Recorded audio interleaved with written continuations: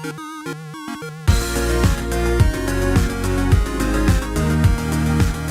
everyone, welcome back to another Anime Kingdom review. See by the title below, yes, this is on episode 7 of DanMachi Gaiden Sword Oratoria. And honestly, I'm just gonna have to say this. Overall, I felt this episode was not as good as the past few episodes. It still had some interesting parts and some pretty cool parts that I did want to have them dive more into.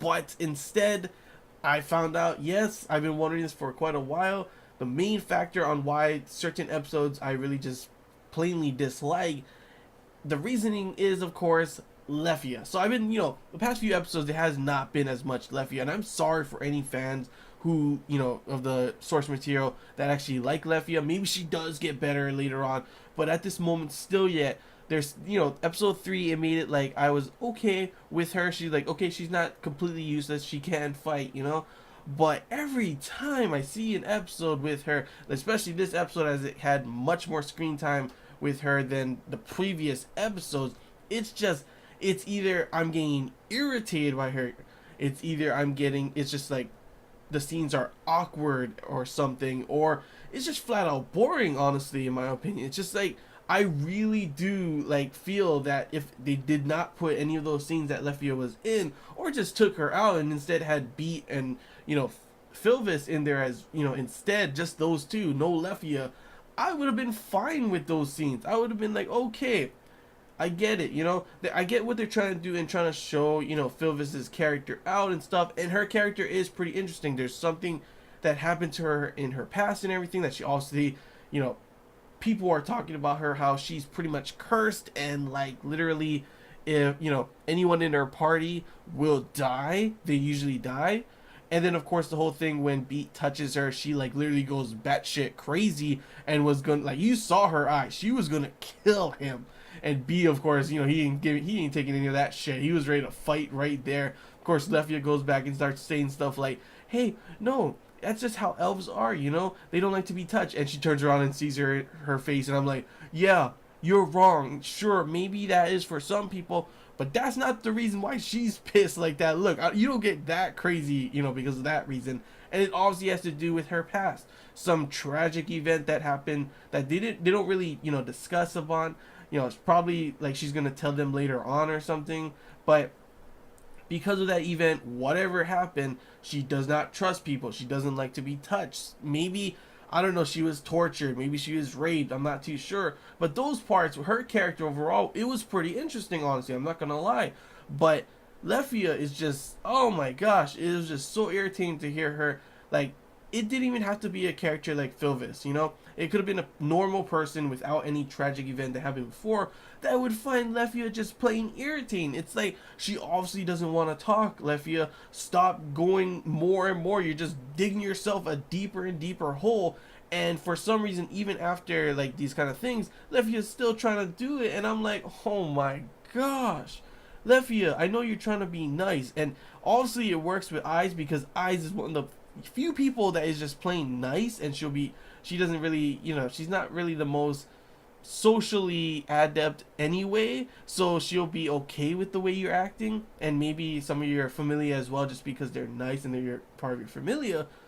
But with anyone else, that's not gonna work, man. And you even if she wasn't crazy, I would agree with her getting pissed off and saying, we're not in a party, we're just going pretty much in the same direction. I would literally tell her that straight up. But that same not in a party could also, of course, connect to the whole thing where most people in her, pretty much not most people, they say that everyone in her party usually dies. So that's probably why she's saying that. And like I said before, they'll probably discuss more about her past later on. She'll probably have to tell them sooner or later and stuff like that, which I am interested in. The other part that was pretty interesting in this episode, when we just take out the Lefia scenes, is that we actually get to see Osfi, and we saw her of course in the original DanMachi, and it was cool to see her in this as well with that one girl, I forget what her name is. She is kind of irritating as well, honestly, but she just literally just tells all their secrets. I can see why Osfi was getting mad, and I would literally tell her, you know what, you're just out. You're no longer in our familia. That's what I would feel like, honestly. I would not be able to take her. Literally, she's just she's just blabbing all their secrets to everyone practically, I am excited to see more action, as we do see that it's, there's a whole group of them, Osfi, the Hermes Familia, and we got to see Hermes as well. It was cool to see him talking to the other guy. Seems that Hermes wants to get in on the intel, while he's saying that maybe, he'll talk after a couple drinks and stuff. So it'll be interesting to see what comes up of those, because I'm still not fully, I'm not fully like thinking that Dionysus, whatever that guy is, the other guy who was with Hermes, I'm not fully on board with him just saying he's doing all this because of revenge for some of his familia being killed. I'm still kind of thinking that he may have some type of, connection to what all this is happening, and I don't fully trust him. Obviously, Loki doesn't either, kind of stuff. And it may be that Philvis is being sent to, I don't know, do something bad to them. So I don't know. We're just gonna have to wait and see for those episodes. But just overall, it's cool to see Osfi and see Hermes again after, we haven't really seen them. Did we even see them yet? No, we haven't seen them at all this whole season. And obviously, we got to see them later on in the original DanMachi. So it was pretty cool to see them as well and see more of their familia. And of course, it was also cool. I mean, we didn't really get to see them fight, honestly, because once they got there, and there was a huge, like literally a huge amount of monsters in the pantry. Interesting name to pick, but obviously that's where they leave, all the monsters have their food. But like literally, eyes just literally tore through that whole damn like battalion, practically like, armada of damn monsters. I was like, yeah, Eyes is a badass. I mean, I thought it would have been cooler to see all the action or something, but obviously they're pretty just not all the strongest, and she is already level 6, and like Austin was saying, she was kind of just pretty much getting used to her new skills and everything. So I get why they just skip straight through it and everything.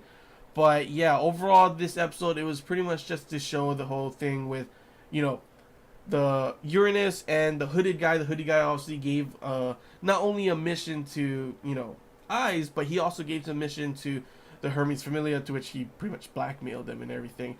So we still don't know his, who he is, or this hooded figure is, and why he's doing all this. He obviously gave the quest to Eyes because pretty much he doesn't want the Loki Familia to be against them. But obviously it shows that he's not, him and Uranus is not fully, I guess, involved. They're still involved with whatever's going on, but they're not, they have their own pretty much wishes on what they want to do, and it doesn't fully coincide with whatever the red hair tamer and that other guy's motives are, because he's willing to send them against them, kind of thing. So I'm not too sure who really is the main enemy, what's going on here, what is Uranus and this hooded guy's plans. And obviously this red hair tamer and that other guy have some other boss, maybe some other connection, some other motives that does not coincide fully with them, but a little bit with them in the guild. So I don't know, it's getting pretty interesting, because it's not like for sure like that's the enemy, that's the bad guy. It's kind of like, who is really the bad guy, is, we all know that Uranus and the hooded figure have something bad going down, but so does the red hair tamer. And like I said before, I'm not really too sure about that other god as well, if he doesn't have some hidden agenda as well. So that's one thing I am enjoying, is the fact that I love it when, the enemy is not so clear coded. You don't really fully know, is this person the main enemy. With this, we really do not know who, or who is really the bad guy, who is really the person pretty much pulling the strings. And that's what so far is pretty interesting for me, even though, like I said, this episode, it didn't really show, like, it showed more of the behind the scenes for our enemies than anything else. It showed Eyes being a badass, showed Osfi and Hermes and all that kind of stuff. But overall, like, I felt like the episode could have been 10 times better, in my opinion, at least, if they just didn't have those left field scenes. Sure, they needed to pretty much, kind of show Philvis's character a lot more and stuff, and that part I was okay. But I'm gonna just keep saying this. I'm sorry, all you Left Field fans, if there, are any of you out there. She at the moment is just so irritating that it just literally brings down the episode. Like literally, these past few episodes, I have loved them. And this episode, while it was still pretty damn cool and interesting on a lot of the stuff, the Left Field literally brought it down a lot. I'm not gonna lie, but yeah, that's really all I gotta say. Overall, pretty interesting episode. Had a lot of, behind the scenes, big things coming up, and I cannot wait to see what's gonna happen. Eyes is of course separated from the rest of Osfi's group, so it's probably gonna see some cool action from Osfi against I don't know, a bunch of the plant things or something. Probably try and get to Eyes. Eyes is going to be going against the red-haired, tamer, and then of course Hermes trying to have a discussion with that one guy, and Beat, of course, is along with Philvis and Lefia is on their way as well. So I'm definitely excited to see how the next episodes will be going, and hopefully we won't have as much Lefia, and hopefully it does get more. If they do put more Lefia, hopefully she won't be as irritating. That's just all I gotta say, literally. But yeah, that's all I gotta say. So if you enjoyed this Anime Kingdom review, if you have any questions, feel free to comment below. If there's anything I missed and you want to talk about, comment below as well. And if you did enjoy, don't forget to leave a like. If you haven't already, feel free to subscribe for more content. And as always, guys, I want to hear your guys' thoughts. Anime watchers only. How did you feel about the episode? Did you enjoy it? Good, bad, whatever you guys want to put your thoughts on, feel free to comment below. And as always, source material readers, how did you feel about this episode? Was it adapted good? Do you feel the same way about Lefia as I do? Feel free to comment below any thoughts you had without, of course, spoiling, like I keep saying.